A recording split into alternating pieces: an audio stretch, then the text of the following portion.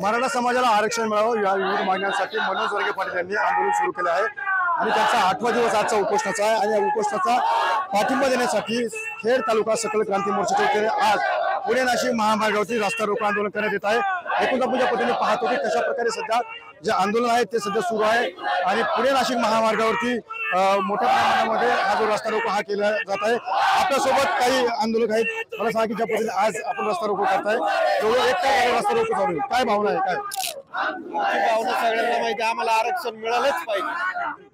नक्कीच आरक्षण मिळालं पाहिजे अशी कुठेतरी मागणी आहे, काही आंदोलक आहे। मला सांगा की खरं तर सरकारने तुम्हाला अल्टिमेट दिला, मात्र आज तुम्ही आंदोलन करताय।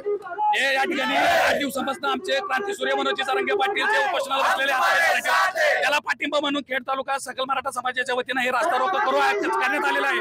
मी सरकारला विनंती करतो 20 तारखेला तुम्ही जो अध्यादेश आणलेला आहे त्याचं कायद्यामध्ये रूपांतर करावं, अन्यथा मराठा समाजाच्या रोषाला तुम्हाला सामोरं जावं लागेल। खरं तर 20 तारखेचा अल्टिमेट दिलाय, मात्र 20 तारखेनंतर तुमची काय भूमिका असणार आहे? आमची भूमिका 20 तारखेनंतरून हे आंदोलन मान्य महाराज जरांगे पाटील किंवा मराठा समन्वयकांच्या हातामध्ये न राहता ते समाजाच्या हातामध्ये जाईल आणि त्याचा जो काही उद्रेक होईल त्याची सर्वस्वी जबाबदारी ही प्रशासनाची, शासनाची, सरकारची राहील। कारण की गेल्या 70 वर्षापासून मराठा समाज हा प्रतीक्षेमध्ये आहे आणि जर शासनाने जर मराठा समाजाची जर फसवणूक करण्याचे जर विचार केला तर हा समाज सरकारला सत्तेपासून तर खाली खेचलच, पण राज्यामध्ये देखील एक वेगळा कायदा आणि सुव्यवस्थेची जर काही परिस्थिती निर्माण झाली तर त्याला राज्य सरकार जबाबदार राहील, याची देखील सरकारने नोंद घ्यावी। आणि 20 तारखेला मराठा समाजाचा जो सगळ्या सोयऱ्याचा जो कायदा आहे त्याचं कायद्यामध्ये रूपांतर त्या अध्यादेशाचं करावं अशी आमची विनंती आहे। त्याच्या समर्थनार्थ हे रस्ता रोको आम्ही या ठिकाणी केलेले आहे जरांगे पाटलांच्या। आपण पाहतो की 20 तारखेला जो अध्यादेश आहे, सकल सोयऱ्याचा आदेश आहे तो काढावा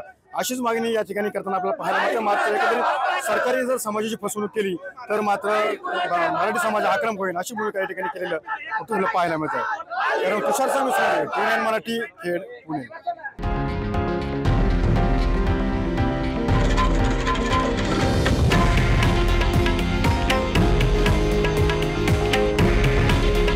हे आहे देशातील नंबर 1 न्यूज नेटवर्क आणि आपण पाहत आहात TV9 मराठी। काळजी तुमची, हित महाराष्ट्राचं।